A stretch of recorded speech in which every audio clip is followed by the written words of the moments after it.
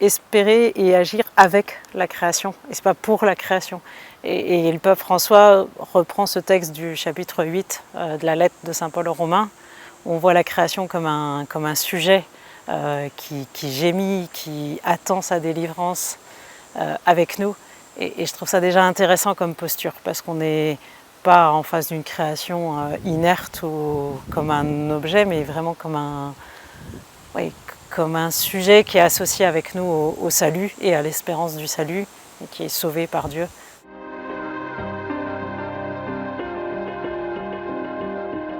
À mon avis, il y a une forme de combat spirituel, je crois qu'on peut dire ça.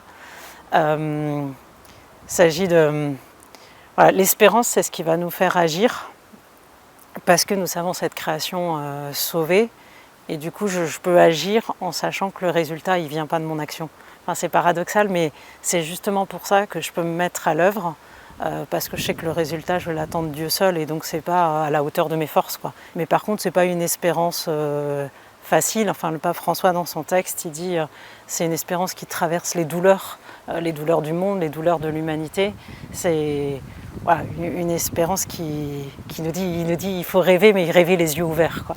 Et puis après, peut-être notre second obstacle, c'est la résistance au changement, c'est notre égoïsme, enfin notre habitude du confort.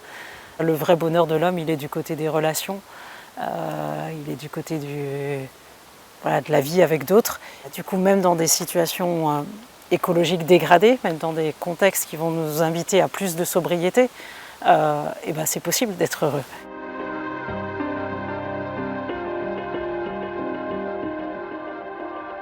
La crise écologique et les crises sociales, elles nous obligent à réinventer plein de choses. Et du coup, soit on le voit comme, là aussi comme quelque chose de très dur, soit on se dit qu'il y a un champ ouvert pour être créatif, pour inventer d'autres choses. Et avec l'Esprit Saint qui ne cesse de faire du neuf, quoi. C'est l'Esprit qui fait toutes choses nouvelles et qui peut nous ouvrir des nouveautés là où on ne voit plus rien de possible. Ce qui me vient là spontanément, c'est tout ce qui s'est inventé, tout ce qui s'est cherché là depuis quelques années. Aussi bien du côté du covoiturage par exemple.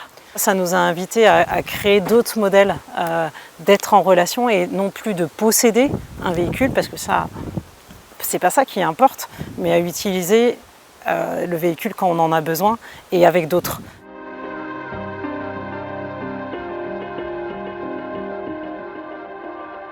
Je crois que ça serait peut-être justement de demander à l'Esprit Saint de nous rendre créatifs.